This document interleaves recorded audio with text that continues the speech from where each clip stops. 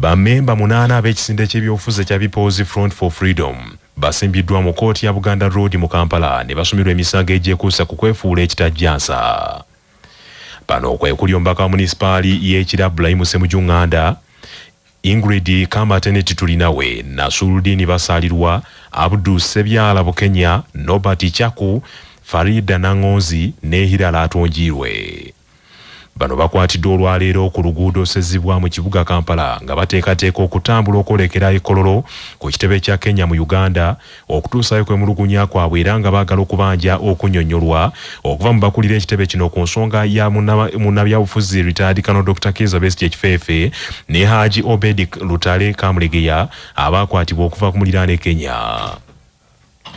Kooti era ekitegeddeko nti bano abakwate ng'ennaku somwezi 25 Novemba olwaleero ku luguudo Sezibwa mu Central Division mu kibuga Kampala.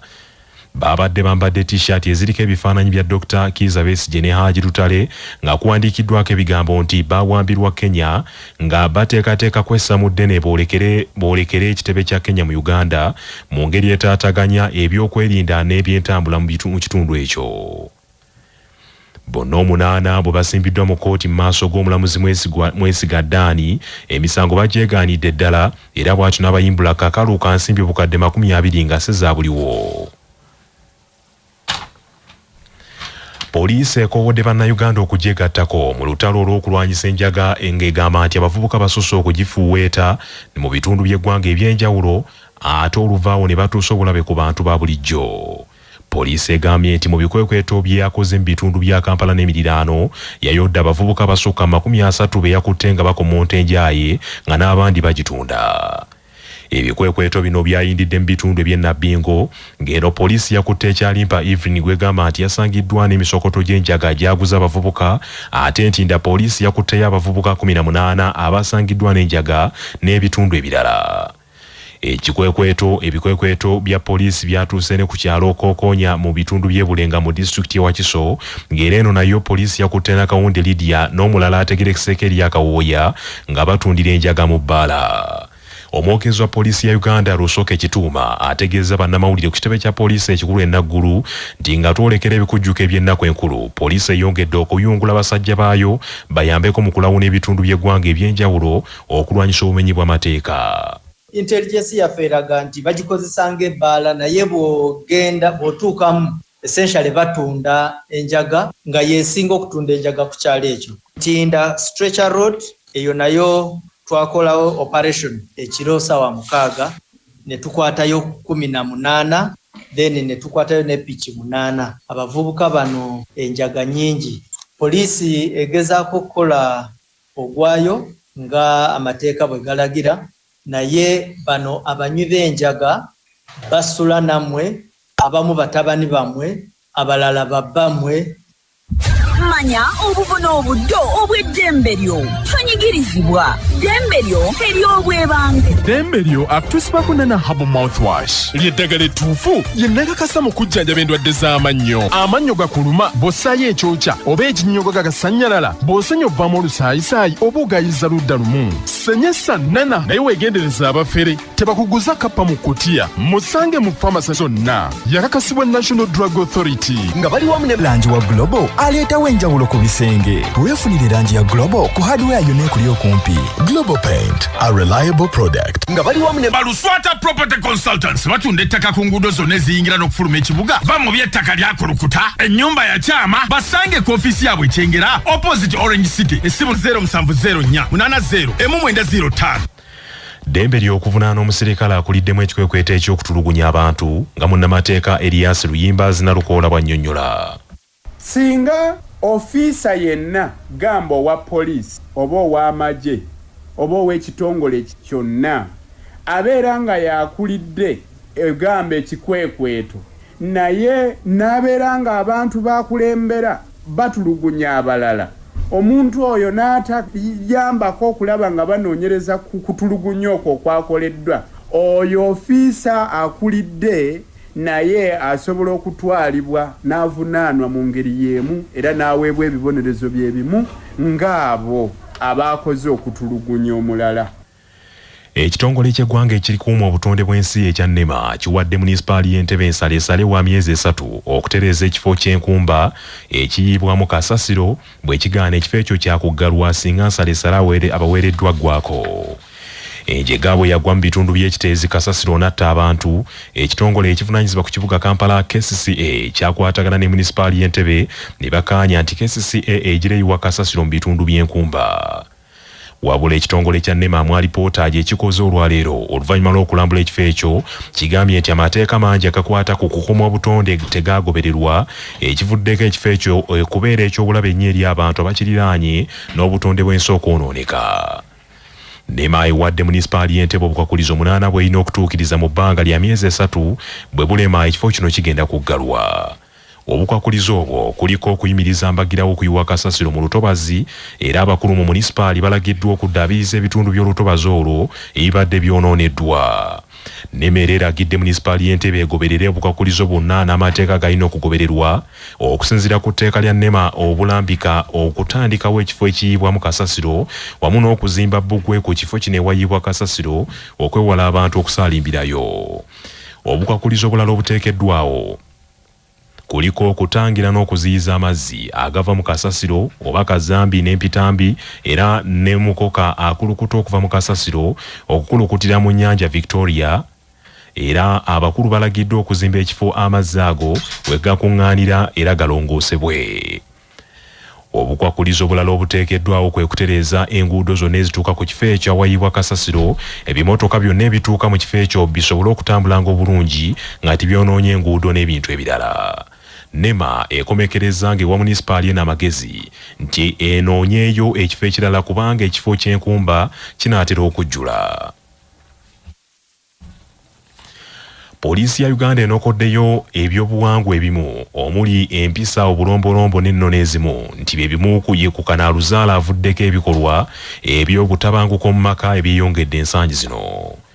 Olwaleero Uganda lwetandise okukuza ennaku 16 ez'okulwanyisa obutabanguko mu maka era bannakyewa okuva mu kitongole ekya Section Productive Health and Rights beegatiddwako minisitule ekikola ky'abantu bannaddiini ne poliisi okutema empenda ku kuziyiza ebikolwa ebityobola eddembe ly'abaana abawala n'abakyala ku mukolo ogubadde ku Fairway Hotel mu Kampala. Akulira ofiisi ya poliisi evunaanyizibwa ku nsonga z'abaana n'amaka Atuhirwe Morini agambye nti ebikolwa eby'okutyobola eddembe ly'abaana byeyongedde era nga kino kiviiriddeko n'abaana okukusobezebwako n'abaami abamu okutulugunyizibwa mu maka gye babeera ensangi zino kyokka ne batya okuloopa mu b'obuyinza. Mulimu emisango mingi egitaleetebwa ku poliisi kuba abamu batya okuloopa. Ebyobuwangwa bikoze kinene nnyo ate okwonoona embeera. Oba bagamba nti ebintu by'omu nju tebitotolwa. Kitegeeza nti ne bw'oba oyita mu bulumi toteekeddwa kukola kikuloopa. Kuba bwe bakulanga ogenze ku poliisi bakuyita mutemu ne bakuyita nalukalala n'amalala amannya ge bakutuuma. Naddala abaami tebateera kuloopa kuba obuwangwa bwo bagamba nti omwami alina okuguma talina kukaaba nti alina okubeera omwami. So ne bw'aba alina ekimuluma tayanguwa agenda ku poliisi kukuloopa kuba abalowooza bajja mumusekerera. Reverend Nathan Mubiro okuva mu kitongole ekya Family Salvation Foundation Uganda agambye nti olutalo olw'okumalawo obutabanguko mu maka buli muntu kimukakatako okulwenyigiramu. Mu kiseera kino bannakyewa aba Reach a Hand Uganda nabo bategeesa olusisira olw'ebyobulamu erungujja bwe bakeberedde abantu endwadde n'okubajjanjaba mu kukuza ennaku zino 16. Sheikh Kasabiti akulira ebyemirimu mu kitongole ekya Reach a Hand Uganda akowodde abasajja bakulemberemu kaweefube w'okulwanyisa obutabanguko buno era abasabye bakomye okufa ekisiiri nga banyigiriziddwa mu maka. Hasfana Lweisa avunaanyizibwa kulondoola emirimu gya Reach a Hand Uganda akinogaanyiza nti abasajja bangi ebiro bino batulugunyizibwa kyokka ne batya okwatula. Mu districts zetukolamu kino tubadde nga tukifuna emirundi mingi era nga abakulu ku district nga bakitugamba mujja naye mujja mwogera ku bawala bokka. So fenga ekitongole ekyo twakitwala positively ne tugezaako okunoonya ssente okuleetawo programs eziyamba abaana abalenzi. Tulina program gye bayita Men Enough nga twagala eyambe abasajja okumanya nti bw'abanga alumizibwa naye asobola okukola breaking down okukaaba kiraba. So tulina several programs eziyambira ddala abaana abalenzi. Amawulire g'ebyemizannyo mu mawulire gaffe agacya Basafama gakutuusibwako Sedika Real Estate abatunda n'okugula ettaka ku nguudo ez'enjawulo mu Uganda yonna. Basangibwa ku Galuleba Building ewakiso. Essimu noti 7 nya 39 377. Abazibizi ba ttiimu y'eggwanga ey'omupiira ogw'ebigere ey'abakazi eya Crested Cranes Shadia Nacha ne Aisha Nantongo balondeddwa ku ttiimu y'abazannyi 11 esinza okukola obulungi mu mpaka za Africa eza CAF Women's Champions League. Bano babadde basaala ennyo mu kuyambako klabu yaabwe ya Masal eya Misiri okukwata ekifo ekyokusatu era n'ewangula emidaali egy'ekikomo. Shadia Nacha agenza okulondebwa ku ttiimu esinze yasoose kulondebwa ku ttiimu eyasinga okukola obulungi ku mutendera gw'ebibinja. Shadia Nacha era yalondeddwa okuvuganya ku ngule y'omuzannyi asinze okukola obulungi omwaka guno eya CAF Women's Inter-Club Best Player of the Year. Klabu ya TP Mazembe eya Democratic Republic of Congo yawangudde empaka za CAF Women's Champions League bwe yakubye klabu ya AS FAR eya Morocco gole mu kubwerere mu mpaka ezabadde Morocco.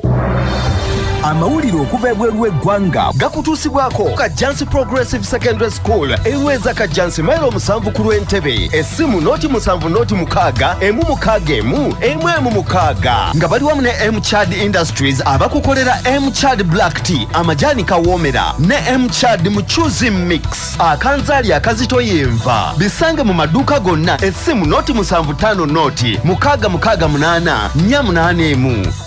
Essuubi ery'okuzikiza olutalo wakati wa Isirayiri ne Lebanon lyeyolese. Amawanga gombiriri ganaatera okussa omukono ku ndagaano esirise ebyokulwanyisa okuwa ekyanya enteeseganya kiwa mirembe. Amawulire agava mu ddwaniro gagamba nti Isirayiri n'abakambwe ba Hezbollah abavujjirirwa Iraani abafungamye mu Lebanon endagaano gye bagenda okussaako emikono yakumala ennaku 6 era mu ndagaano eyo Isirayiri yakuggyayo amagye gaayo mu bukiikaddyo bwa Lebanon n'aba Hezbollah bamuka ekitundu ekyo. Ekirindiriddwa kati lwe lukiiko lw'abaminisita ba Isirayiri okuyisa ekiteeso ekikkiriza okusirisa olutalo okumala ennaku 6 era kitegerekese nti ab'e Lebanon bafuuyirira kanwe olutalo lubakeese.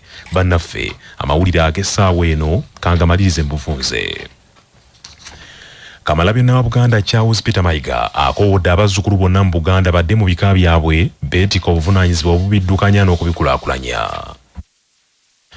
Bamemba 8 ab'ekisinde ky'ebyobufuzi ekya People's Front for Freedom basimbiddwa mu kkooti ya Buganda Road mu Kampala ne bavunaanibwa emisango egy'okwefuula ekitajjansa wabula oluvannyuma omulamuzi Mwesiga Ddaani abayimbudde kakalu ka nsimbi obukadde 20 nga si za buliwo. Poliisi ekoowodde bannayuganda bagigatteko mu lutalo lw'okulwanyisa enjaga ng'egamba nti abavubuka basusse okugifuweetera mu bitundu by'eggwanga eby'enjawulo ate oluvaawo ne batuusa obulabe ku bannansi. N'ekitongole ky'eggwanga ekikuuma obutonde ekya NEMA kiwadde munisipaali y'Entebbe ensaleesale wa myezi 3 okutereeza ekifo ky'enkumba ekiyiibwamu kasasiro bwe kigaana ekifo ekyo kyakuggalwa singa nsaleesale aweereddwa aggwako. Bannaffe amawulire ag'essaawa eno bwe gatyo.